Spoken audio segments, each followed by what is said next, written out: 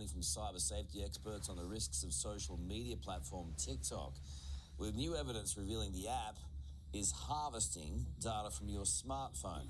So what do parents need to know to protect their kids and their information? Online expert Dr. Joanne Orlando is here with her advice. Doctor, Hey, nice Doctor. to see you this morning. Hi. So TikTok, as we know, everywhere and everyone's using it. How worried should we be about our kids on it?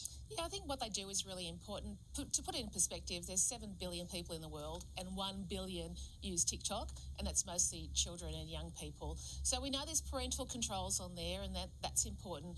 But what we're finding kind of in the underbelly of the app is they're collecting a ton of personal data about our children and selling it off. So we don't know what data they've got really or who's got hold of it. But how do you even know? I mean, they're just doing it without you knowing. How do you check your kid's phone? I mean, what are you saying to do here? That's right. So they do have a privacy policy which you go through, and it does kind of list some of the kinds of information that they're collecting, but they don't disclose where that information goes. And there's been lots of controversy about where it's being stored, and finally they're saying, well, it's being stored in China, but we really don't know who has access to it.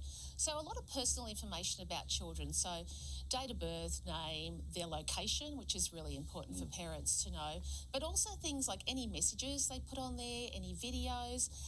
They've just breached their policy plan in the US, where they've made a slight adjustment to their policy, where they've been put in the position where they could collect troves of facial and voice data. They've just been fined millions of dollars. So I'm finding that they keep tweaking their privacy policy, and each country has a different privacy policy. So it's a bit of a mystery, And really. who's staying across that, right? Is TikTok alone here? Have you got other apps that our kids use doing the same thing? Yeah, no, well, just about all of them. So there's 400... Just about all of them? There's 400,000 kids apps online, and around half of them are collecting this kind of data. So tons of personal information.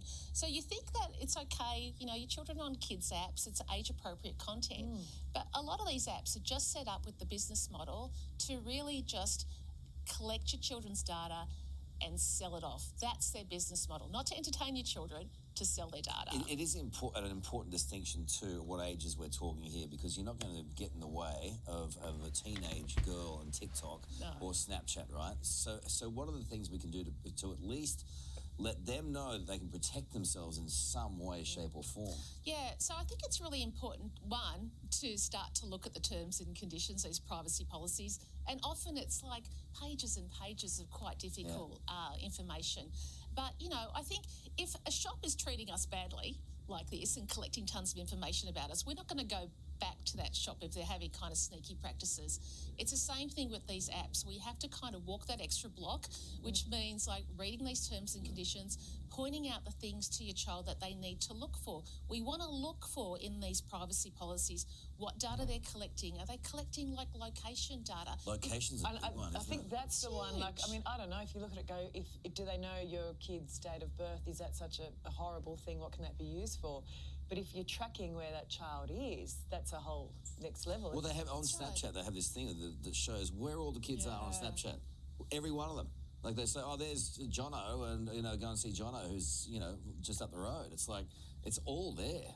It's really important to be aware of. And you opt into that kind of thing. But if you look at, you know, if you're getting a drawing app for your child, they don't need your location data. If that's what's written in the terms and conditions, well, you know, that's a red flag, I think. I think there are a lot of red flags there, aren't there? Yeah, Good on there you. are. Really appreciate you coming in. Thanks, Thank you. Doctor. Thanks. Well, how do